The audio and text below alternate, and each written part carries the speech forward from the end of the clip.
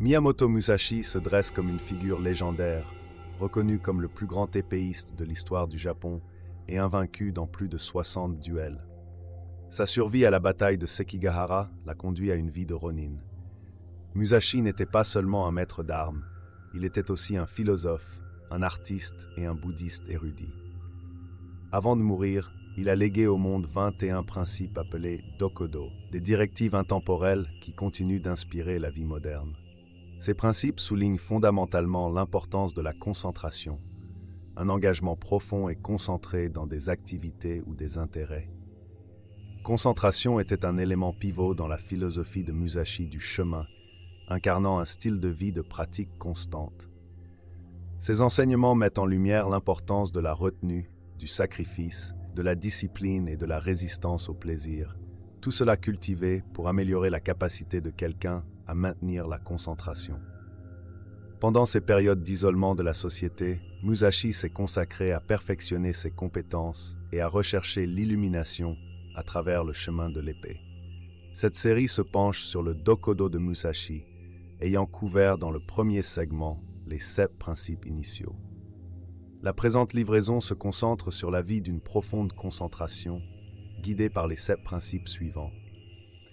Les perspectives présentées ici sont tirées de philosophies établies, des interprétations de l'auteur et visent à servir d'inspiration pour la vie contemporaine.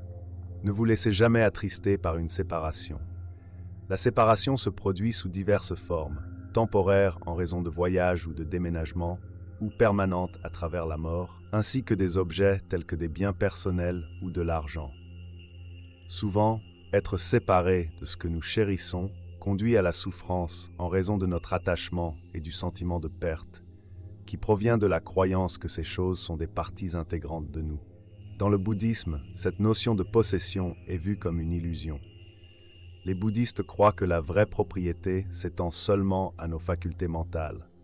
Même nos corps ne sont pas entièrement sous notre contrôle. En tant que ronin et bouddhiste, Musashi a probablement compris cette fausseté de la possession et le fardeau de l'attachement.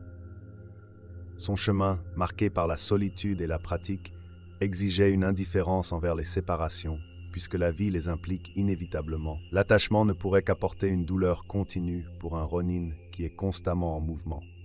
Embrasser la nature temporaire de la vie, y compris l'inévitabilité de la mort, était essentiel.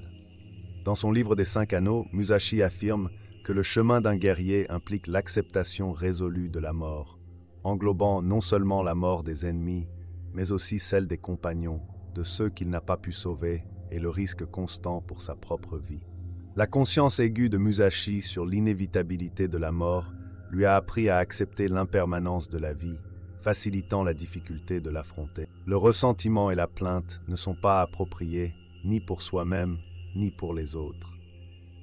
Les gens se retrouvent souvent pris dans le cycle du ressentiment et des plaintes, ce qui est facile à faire, surtout pour ceux qui ont des perspectives critiques et des croyances fortes sur la façon dont la vie devrait être. Se concentrer continuellement sur des insatisfactions externes signifie une distraction du développement personnel.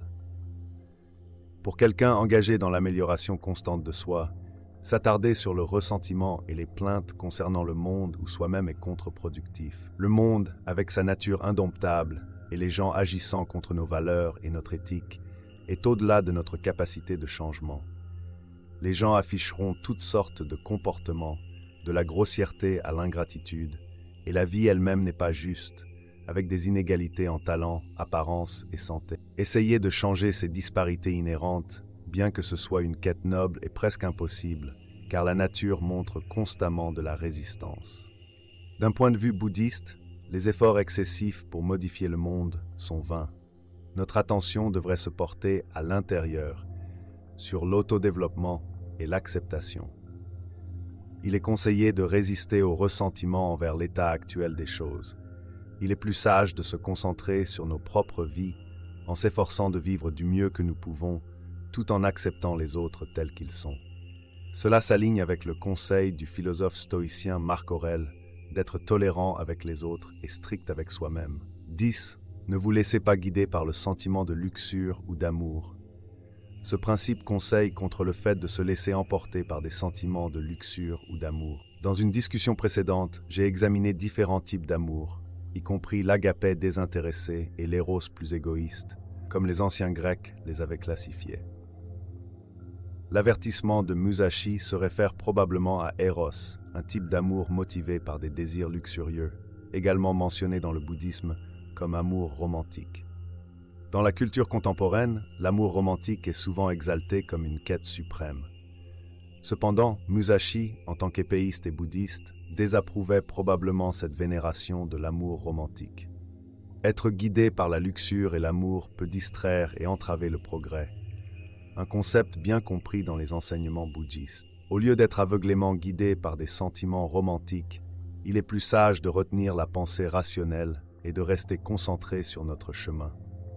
Les décisions prises sous l'influence de l'amour ou de la luxure peuvent conduire à des actions irrationnelles, parfois même à la violence ou à la trahison. 11. Dans toute chose, n'ayez pas de préférence. Ce principe souligne les pièges d'avoir de fortes préférences.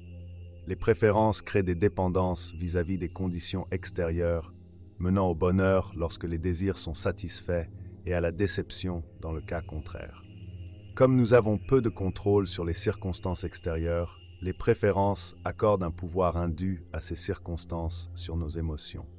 Musashi, en rencontrant diverses personnes et situations, gardait un esprit serein, essentiel pour suivre son chemin. Réduire les préférences peut aider à faire face à ce que la vie présente, en s'assurant que notre concentration ne soit pas affectée par des résultats extérieurs. 12. Soyez indifférent au lieu où vous vivez. Musashi, en tant que Ronin, a vécu dans des endroits variés, des châteaux luxueux aux grottes modestes. Son engagement envers son mode de vie restait constant, indépendamment de ses conditions de vie. Aujourd'hui, les gens accordent souvent une importance significative à leur environnement résidentiel. Un attachement excessif aux conditions de vie peut conduire à l'anxiété lorsque ces conditions changent. Si la sécurité est une préoccupation légitime, c'est souvent la simple insatisfaction qui pousse au désir d'un nouveau foyer. La satisfaction initiale de déménager est souvent éphémère, car la vraie satisfaction vient de l'intérieur.